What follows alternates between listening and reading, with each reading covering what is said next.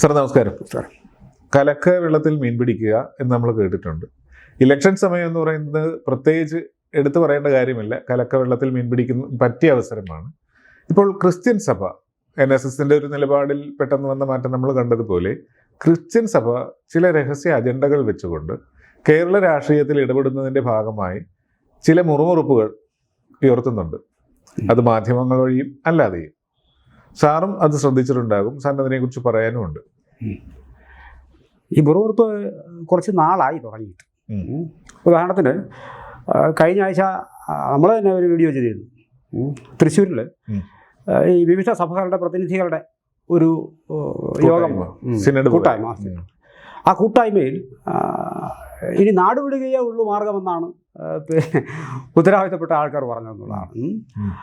അപ്പോൾ അതിന് തുടർച്ചയെന്നോണം ഇന്നലെ വീണ്ടും ഒരു എഡിറ്റോറിയൽ അവരുടെ തന്നെ നാവായ നമ്മുടെ ദീപികയിൽ വന്നിട്ടുണ്ട്. ഇപ്പോൾ റിപ്പബ്ലിക് ദിനത്തിൻ്റെ അന്ന് എഴുതുന്ന ഒരു എഡിറ്റോറിയൽ സാധാരണ വിവിധ പത്രങ്ങളുടെ നമ്മൾ കണ്ണോടിക്കുമ്പോൾ അതിൽ നിന്ന് തികച്ചും വ്യത്യസ്തമായിട്ട് രഹസ്യമായ ഒരു അജണ്ട കഴിഞ്ഞ ആഴ്ച പറഞ്ഞതും കുറേ നാളുകളായി പറഞ്ഞുകൊണ്ടിരിക്കുന്നതും വീണ്ടും ആവർത്തിക്കുന്ന ഒന്നാണ് പറയുന്നത്. അതായത് ഈ അവർ പറഞ്ഞിരിക്കുന്നത് വെച്ചാൽ വന്ദേ മാതരം അതിന് ദേശീയ ഗാനത്തിന് തുല്യമായ സ്റ്റാറ്റസ് കൊടുക്കുകയും ഇപ്പോൾ ദേശീയ ഗാനത്തിന് അവമാനിച്ചാൽ കിട്ടുന്ന ശിക്ഷ വന്ദേ മാതരത്തിനും കൊടുക്കാൻ പോകുന്നു. അതൊക്കെ കൊള്ളാം, പക്ഷേ എന്ന് പറഞ്ഞിട്ടാണ് തുടക്കം. അത് വളരെ ബുദ്ധിമുട്ടായില്ല. അവർക്കെന്താ ബുദ്ധിമുട്ട്? അപ്പോൾ ഇതിനകത്ത് പക്ഷെ ആ ബുദ്ധിമുട്ട് ആരിലെങ്കിലും മുളപ്പിച്ചെടുക്കാനുള്ളൊരു ശ്രമത്തിൻ്റെ ഭാഗമായിട്ടാണ് ആ വാക്കുകൾ വരുന്നത്. അപ്പോൾ അത് ഇവരെത്ര ഭംഗിയായിട്ട് കാര്യങ്ങൾ വെള്ളപൂശി പറഞ്ഞാലും ഇതൊക്കെ മനസ്സിലാക്കാനുള്ള സാമാന്യ ബോധം ഇവിടെ നാട്ടുകാർക്കുണ്ട്. അപ്പോൾ അത്തരത്തിലൊരു വെള്ളപൂശൽ നിന്നാണ് തുടങ്ങുന്നത്. അപ്പോൾ അവർ പറഞ്ഞിരിക്കുന്ന വിശേഷം എന്ന് പറയുന്നത് ഈ വർഗീയ സവർണ കുറ്റവാളികളിൽ നിന്ന് സംരക്ഷണം നൽകുന്നതിനെക്കുറിച്ച് ചർച്ചയേ ഇല്ല എന്നാണ്. സാർ ഓർക്കണം, വർഗീയ സവർണ കുറ്റവാളികളിൽ നിന്ന് ഇത് നിരന്തരമായി ഇത്തരം വാക്കുകളെടുത്ത് പ്രയോഗിച്ചുകൊണ്ടിരിക്കുകയാണ്. അപ്പോൾ രാജ്യത്ത് പുറത്തു നിന്ന് നോക്കുന്ന ആൾക്കാർ അവരുടെ പള്ളിയിൽ ചില ആൾക്കാർക്ക് ആടിയാടി നിൽക്കുന്ന ആൾക്കാരും ഇവരിൽ നിന്ന് പോകാൻ ക്രിസ്തീയ വിഭാഗങ്ങളിൽ തന്നെ പിള്ളേരിപ്പോൾ വളരെ വിശാലമായി ചിന്തിക്കുകയും പിള്ളേരിതൊന്നും ശ്രദ്ധിക്കുന്നില്ല. അപ്പോൾ അവർക്ക് തന്നെ സങ്കടമുണ്ട്. ഈ പിള്ളേരെല്ലാം പുറത്തേക്ക് പോകുന്നു, ഈ നാട്ടിൽ നമ്മളെ പള്ളികളിൽ ഇടപെടുന്നില്ല, പള്ളി പാട്ടിൽ വരുന്നില്ല, പിന്നെ കുഞ്ഞുങ്ങളില്ല എന്നൊക്കെ പറഞ്ഞ് ഭയങ്കര വളമാണ് അവർ. വിദേശ യൂണിവേഴ്സിറ്റിയിൽ പോകുന്നു, അങ്ങോട്ട് ചെന്ന് കഴിഞ്ഞാൽ പിന്നെ പിള്ളേർക്കൊന്നും ഒന്നുമില്ല. അപ്പോൾ അതൊക്കെ വളരെ കൃത്യമായി സഭ കാണുന്നുണ്ട്. അപ്പോൾ എവരിൽ കൂടിയാണ് വാസ്തവത്തിൽ സഭയ്ക്ക് പറയാനുള്ളത് പറയുന്നത്. വളരെ നമ്മൾ ദുരിതമെന്നേ പറയാൻ പറ്റുള്ളൂ. ഈ എഡിറ്റോറിയൽ വളരെ നിഗൂഢമായ ചില ചിന്തകളും ചില പ്രവൃത്തികളും ഉള്ളിലൊളിപ്പിച്ചിട്ട് വർണ്ണക്കടലാസിൽ പൊതിഞ്ഞാണ് വാസ്തവത്തിൽ ഈ എഡിറ്റോറിയൽ. ഒരു പത്രം കയ്യിലുണ്ടില്ലെന്ന് നമ്മൾ പറയുന്നില്ല, പക്ഷേ ഈ പത്രം എത്ര പേര് വായിക്കുന്നുള്ളത് വേറെ. അതാണ് പറഞ്ഞത്, എത്ര പേര് വായിക്കുന്നുള്ള വളരെ കുറവ് സാർ.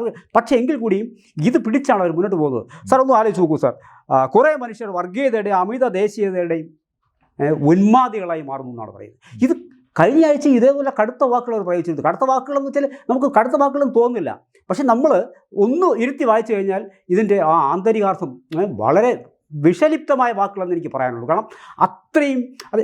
പിന്നെ വർഗീയവൽക്കരിക്കപ്പെട്ട പോലീസ് എന്നാണ് ഇതിനകത്തൊരു വാക്ക് പറയുന്നത്. കേരള പോലീസോ വർഗീയവൽക്കരിക്കും. ഇവരാരെയാണ് ഇത് പറയുന്നത്? അല്ല, സാറ് അഭിപ്രായം കാണുമല്ലോ. നമുക്ക് എപ്പോഴെങ്കിലും തോന്നിയിട്ടുണ്ട് ഈ വർഗീയവൽക്കരിക്കപ്പെട്ട പോലീസ് എന്ന് പറഞ്ഞൊരു സെൻറ്റൻസ് ആയി തുടങ്ങുമ്പോൾ അതൊരു സ്റ്റേറ്റ്മെൻറ്റാണ്. വാസ്തവത്തിൽ എനിക്ക് തോന്നുന്നു അതിനെ നിയമപരമായി തന്നെ ചോദ്യം ചെയ്യേണ്ടതാണ്. എവിടെയാണ്, ആരാണ്, ഏതാണെന്ന് കാണിച്ചു തരേണ്ടി വരും. അപ്പോൾ സാറേ, ഇതില് ഞാൻ സഭയെ കുറ്റം പറയുന്നില്ല. കാരണം അവരെല്ലാം വർഗീയമായിട്ട് കണ്ട് ശീലിച്ചു പോയത് കൊണ്ട് അവര് പോലീസിൽ നോക്കുമ്പോൾ പോലീസിൽ ക്രിസ്ത്യാനികളുടെ എണ്ണം ജനസംഖ്യ ആനുപാതികമായിട്ട് അവർക്കുള്ള കേരളത്തിൽ 14% എന്തോ ഉള്ളു, അത്രേ കാണുള്ളൂ. അപ്പോൾ നോക്കുമ്പോൾ അവർ 14% കഴിഞ്ഞാൽ ഭൂരിപക്ഷം മുസ്ലിം ഹിന്ദുവുമായിരിക്കാം. അവർക്ക് അതിൽ വർഗീയത കാണാൻ പറ്റുന്നുണ്ട്. അവരുടെ കുഴപ്പമാണ്. ഇവിടെ വർഗീയവൽക്കരിക്കപ്പെട്ട പോലീസ് എന്നുള്ള പ്രയോഗം ആദ്യമായിട്ട് പറയുന്നത് ഇവർ തന്നെയാണ്. ഇതിനു മുമ്പ് പച്ചവെളിച്ചവും നമ്മൾ കേട്ടിട്ടുണ്ട്. ഒരു തീവ്രവാദ ഗ്രൂപ്പായിരുന്നു. പക്ഷെ എങ്കിലും പോലീസിന് നമ്മൾക്ക് അങ്ങനെ പറയാൻ പറ്റുമോ? എന്തൊരു അന്തസ്സില്ലായ്മയാണ് ഒരു പത്രം ആ രീതിയിലൊരു പ്രസ്താവനയിലൂടെ. എഡിറ്റോറിയലല്ലേ ഇതിൻ്റെ പിന്നിൽ സ്വാഭാവികമായി എന്താകാം ഇവരെ ഈ പ്രകോപിപ്പിക്കുന്നത്? നിരന്തരമായി ഇത്തരത്തിലുള്ള ഇലക്ഷൻ എടുത്ത് നിൽക്കുന്നു. ഈ സമൂഹത്തിൽ യാതൊരു ഇത്തരത്തിലുള്ള ചിന്തകളൊക്കെ കുറഞ്ഞു വരുന്ന സാഹചര്യത്തിൽ അത് കുറഞ്ഞിട്ടില്ല എന്ന് വീണ്ടും എടുത്ത് കാണിച്ചുകൊണ്ട് അതേ സ്വരത്തിലുള്ള പിന്നെ എഡിറ്റോറിയൽ വീണ്ടും എഴുതുന്നതിൻ്റെ പിന്നിൽ എന്താകാൻ കാരണം? നാട് വിട്ട് പോകലേ മാർഗമുള്ളെന്ന് അവർ പറഞ്ഞു. പണ്ട് അമീർ ഖാൻ പറഞ്ഞ പോലെയാണ്, മോദി വന്നിട്ടുണ്ടെങ്കിൽ നാട് വിട്ട് പാകിസ്ഥാനിലേക്ക് പോകേണ്ടി വരുമെന്ന് എന്തോ പറഞ്ഞായിരുന്നു. ആ അമീർ ഖാൻ ഇവിടെ സുരക്ഷിതനായിട്ട് കഴിയുന്നുണ്ട് എന്ന് മാത്രമല്ല, സൽമാൻ ഖാൻ എന്ന് പറയുന്ന മറ്റൊരു നടനുണ്ട്, അദ്ദേഹത്തിന് ഗുണ്ടാഭീഷണിയുണ്ട്. ആ ഗുണ്ടാഭീഷണിക്ക് മോദി ഗവൺമെൻറ്റാണ് സംരക്ഷണം കൊടുക്കുന്നത്. അത് സൽമാൻ ഖാൻ ഇന്ത്യൻ പൗരനാണോ എന്നേ നോക്കിയുള്ളൂ, അദ്ദേഹം സിനിമാ നടനാണോ എന്നുള്ളത് പോലും രണ്ടാമത്തെ കാര്യമാണ്. അദ്ദേഹത്തെ സംരക്ഷിക്കുക എന്നുള്ള സ്റ്റേറ്റിൻ്റെ ഉത്തരവാദിത്തമാണ്. എന്നതുപോലെ ക്രിസ്ത്യാനികൾ എങ്ങോട്ടോടി പോകാനാണ്? സിറിയയിലേക്കോ? അവിടുത്തെ അവസ്ഥ എന്താണെങ്കിലും ഇവരുടെ ഉത്ഭവസ്ഥലങ്ങളിലേക്കൊക്കെ പോയിട്ടുണ്ടെങ്കിൽ അവിടെ അവർക്ക് രാജ്യം പോലും ഇല്ലാത്ത രീതിയിൽ ആ രാജ്യങ്ങൾ മറ്റ് മതസ്ഥർ കയ്യേറി കഴിഞ്ഞു. ഇനി ഹാഗിയ സോഫിയ പള്ളി പൊളിച്ചപ്പോൾ ഇവർക്ക് ഈ ബുദ്ധിമുട്ടുണ്ടായിരുന്നോ എന്നെനിക്ക് അറിഞ്ഞുകൂടാ.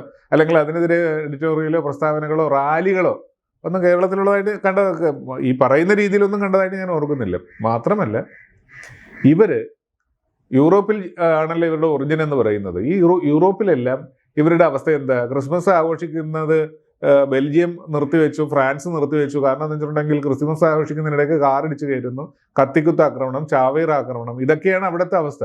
ഇവരെങ്ങോട്ട് പോകാനാണ്? ഇതൊന്നും ഇല്ലാതെ മര്യാദക്ക് എല്ലാ സുഖസൗകര്യങ്ങളും പറ്റി ഭരണത്തിൽ പങ്കാളിത്തവുമായിട്ട് കത്തോലിക്ക കോൺഗ്രസിന്റെ പങ്കാളിത്തവുമുള്ള കേരളത്തിൽ നിന്ന് ഇവരെങ്ങോട്ടോടി പോകാനാണ്? ഇനി വടക്കുകിഴക്കൻ സംസ്ഥാനങ്ങളിലാണ് അവർ ഉദ്ദേശിക്കുന്നതെങ്കിൽ അവിടെ ഇവർക്ക് മതപരിവർത്തനം നടത്തി ഏകദേശം അവിടുത്തെ ജനസംഖ്യയിൽ ഭൂരിപക്ഷം ഇവരായിട്ടുണ്ട്. അവിടെ എന്നിട്ട് ഭൂരിപക്ഷം ആയതുകൊണ്ട് അവിടുത്തെ പ്രശ്നങ്ങൾ തീർന്നു.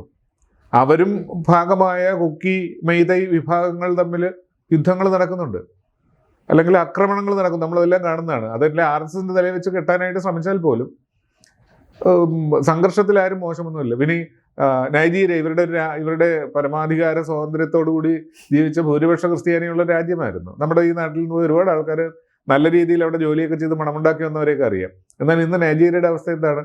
അവിടെ ആഭ്യന്തര യുദ്ധത്തിൽ നിരന്തരമായിട്ട് ക്രിസ്ത്യാനികൾ കൊല്ലപ്പെടുന്നു. എന്താ ഇവരുടെ റാലിയും എഴുതിയൊന്നും കാണാത്തത്? ക്രിസ്ത്യൻ സഭയുടെ പ്രശ്നം അതൊന്നും അല്ല സാർ. ഈ എഡിറ്റോറിയലിൻ്റെയൊക്കെ പിന്നിൽ രണ്ട് കാര്യങ്ങളാണ്. ഒന്ന്, ഇലക്ഷൻ എടുത്തിരിക്കുന്നത്, നമ്മൾ ആദ്യം പറഞ്ഞ വാചകം. അപ്പോൾ അതിൽ ഇവർക്ക് വർഗീയമായി ഞങ്ങൾ സംഘടിച്ച് നിന്നാൽ ഞങ്ങൾക്ക് എന്തെങ്കിലും കിട്ടുമെന്ന് നോക്കുക എന്നുള്ളതാണ്. രണ്ടാമത്, RSSന് എന്തെങ്കിലും മേൽക്കൈ കിട്ടുന്നുണ്ടെങ്കിൽ അത് ഇല്ലാതാക്കാൻ വേണ്ടി സ്വതന്ത്രമായി ചിന്തിക്കുന്ന ക്രിസ്ത്യാനികളെ നിങ്ങൾ ഭീഷണിയിലാണ്, നിങ്ങൾ വലിയ പ്രശ്നത്തിലാണ് എന്ന് തോന്നാൻ വേണ്ടി. അതുകൊണ്ടാണല്ലോ ഈ വന്ദേ മാതരം പോലുള്ള കാര്യങ്ങൾ എടുത്തു വിടുന്നത്. വന്ദേ മാതരം ഇവിടെ ഏതെങ്കിലും ഒരു ചടങ്ങിൽ പറഞ്ഞാൽ ക്രിസ്ത്യാനിക്ക് എന്ത് സംഭവിക്കുന്നു? സാധാരണ ക്രിസ്ത്യാനി അതല്ലേ ചിന്തിക്കുന്നത്. അല്ലാതെ മെത്രാന്മാർ അവരുടെ നിർദ്ദേശപ്രകാരം അരമനകളിൽ നിന്ന് എഴുതി കൊടുക്കുന്ന ഇത് മുഖപ്രസംഗമാക്കിയിട്ടുണ്ടെങ്കിൽ ആരെങ്കിലും ആ ദീപിക പത്രം ക്രിസ്ത്യാനികൾ വായിക്കുന്ന പത്രമാണോ? എനിക്ക് തോന്നുന്നില്ല. ഇപ്പോൾ ക്രിസ്ത്യാനികളല്ല, ഹിന്ദുക്കളാണെങ്കിലും മറ്റു വിഭാഗങ്ങളാണെങ്കിലും പത്രങ്ങളുടെ സർക്കുലേഷൻ അടിക്കടി കുറഞ്ഞുകൊണ്ടിരിക്കുകയാണ്. കേരളത്തിലെ പ്രമുഖ പത്രങ്ങളെല്ലാം നേരിടുന്ന വെല്ലുവിളി, ഒരു പ്രമുഖ പത്രത്തിൻ്റെ ലേഡീസിന് വേണ്ടിയുള്ള പ്രസിദ്ധീകരണത്തിൻ്റെ സർക്കുലേഷൻ ഏകദേശം പാതിയിലേക്കാണ് പെട്ടെന്നായി മാറിയിരിക്കുന്നത്. നമ്മൾ സാധാരണ പത്രം വായിക്കുമ്പോൾ ഒരു കാര്യം അറിയില്ല, വാർത്തകൾ വായിക്കും കൗതുകം കൊണ്ട് വ്യത്യസ്തമാണ്, എഡിറ്റോറിയൽ വായിക്കുക അത്യപൂർവമാണ്. പിന്നെ ദീപികയുടെ എഡിറ്റോറിയൽ എന്ന് പറയുന്നത് അവരുടെ മനസ്സിലിരിക്കുന്നൊരു വികാരം വെളിച്ചത്ത് വരുന്നത്. കാരണം ക്രിസ്ത്യൻ സഭയ്ക്ക് പുറത്തുനിന്നുള്ള ഫണ്ടുകൾ വരുന്നത് കുറഞ്ഞിട്ടുണ്ട്. അതോടൊപ്പം തന്നെ മതപരിവർത്തനം നടത്താനായിട്ട് എവിടെ ചെന്നിട്ടുണ്ടെങ്കിലും അവർക്ക് പല സംസ്ഥാനങ്ങളും BJP വന്നതിന് ശേഷം നിയമപരമായിട്ട് നിരോധിച്ച് നിർബന്ധിത മതപരിവർത്തനം അവർക്കെതിരെയും കേസ് എടുക്കുന്നുണ്ട്. ഇത് ഇവർക്ക് രുചിക്കുന്നില്ലായിരിക്കാം. അതിനകത്ത് പച്ചക്കത്ത് പറഞ്ഞാൽ പോരെ. അതിനപ്പുറം ഈ ഒരു രീതിയിൽ ഇതിനെ വളച്ചൊടിച്ച് അവർക്ക് ജീവിക്കാൻ പറ്റുന്നില്ല എന്ന രീതിയിൽ എന്തിനാ പറയുന്നത്? അതായത് വളരെ അമിത ദേശീയത, അമിത വർഗീയത, ഇത്തരം വാക്കുകൾ അവർ വിടാതെ പിടിക്കുന്നത്. ഞാൻ പറഞ്ഞത് ഇത് സാർ പറഞ്ഞതിനാണ് കാരണം. ആക്ച്വലി ഈ വെളിയിൽ നിന്ന് നല്ല ഒഴുക്ക്, സാമ്പത്തിക ഒഴുക്ക് വന്നിരുന്നു. ആ സാമ്പത്തിക ഒഴുക്ക് നിയന്ത്രണം വെച്ചു. അങ്ങനെ വരാൻ കഴിയില്ല. വരുന്നതിന് കൃത്യമായ വ്യവസ്ഥാപിതമായ രീതികളുണ്ട്. ആ രീതിയിൽ കൂടി വരണം. അപ്പോഴേ ഇവർക്ക് ഈ കുരുപൊട്ടി നമ്മൾ പറയുമല്ലോ, ആ ഒരു അവസ്ഥയായി വാസ്തവത്തിൽ. രണ്ട്, ഈ മതപരിവർത്തനം എന്ന് പറയുന്നത് ഇപ്പോൾ ഏത് മതം സ്വീകരിക്കാനുള്ള അവകാശമൊക്കെ ഭരണഘടന കൊടുക്കുന്നുണ്ട്, ഒന്നും ഇല്ലെന്ന് പറയുന്നില്ല. പക്ഷെ അങ്ങനെയല്ല, ഇത് പരിവർത്തനത്തിന് ഉള്ള ഒരു പ്രേരണ ഇവരുടെ ഭാഗത്തു നിന്നില്ലെങ്കിൽ പിന്നെ പള്ളിയില്ല. അതിവരുടെ മുഖ്യ കർമ്മമാണ് വാസ്തവത്തിൽ. ഒരു ക്രിസ്ത്യാനിയാണെങ്കിൽ എല്ലാവരും ഇത് ചെയ്യണമെന്നില്ല.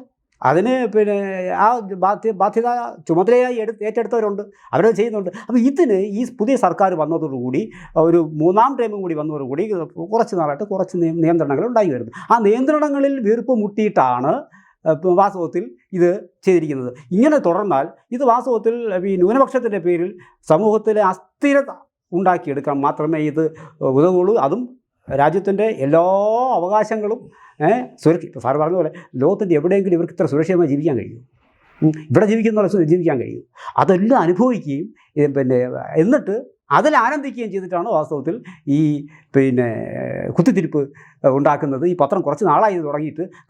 എനിക്ക് ഭംഗിയായിട്ട് എനിക്ക് ഓർമ്മയുണ്ട്, കഴിഞ്ഞ വളരെ ദയനീയമായ ദീപിക മാത്രമല്ല, കഴിഞ്ഞ ഇലക്ഷൻ സമയത്ത്, പാർലമെൻറ്റ് ഇലക്ഷൻ സമയത്ത് മറ്റൊരു പത്രം നിരന്തരമായി ഇത്തരം വാർത്തകൾ ചെയ്തുകൊണ്ടിരുന്നു. നിരന്തരമായി ഇപ്പോൾ കഴിഞ്ഞ ആ സമയത്ത് ഈ ഫ്ലോറിൽ ഞാനും ആ വാർത്തകൾ ചെയ്തിരുന്നു. നമ്മൾ പത്രം എടുത്ത് ആദ്യം നോക്കുന്ന ചില പേജുകളുണ്ട്. ആ പേജിൻ്റെ വലത് ഭാഗത്തായിട്ട് കൃത്യമായി കണ്ടെത്തുന്ന ഭാഗത്ത് ഇവൻ ഈ വാർത്ത പ്ലേസ് ചെയ്യും. ഒരാവശ്യമില്ല. എന്തിന് ഇത്രയും ചൂടത്ത് എങ്ങനെ വോട്ട് ചെയ്യുന്നു വരെ ചോദിച്ചിരുന്നു. അതാണ് തമാശ. ഇത്ര ബാലിശമാണ് എഡിറ്റോറിയലുകൾ നിരന്തരമായിട്ട്. അത്തരത്തിലൊരു എഡിറ്റോറിയലാണ് ഇത്. ദൈവിക ഇത് തുടരുന്നത് വാസ്തവത്തിൽ ആശാസ്യമല്ല. കൂടുതൽ വാർത്തകളും വിശേഷങ്ങളും നിങ്ങളിലേക്ക് എത്താൻ ABC മലയാളം സബ്സ്ക്രൈബ് ചെയ്യുക, ബെൽബട്ടനും അമർത്തുക.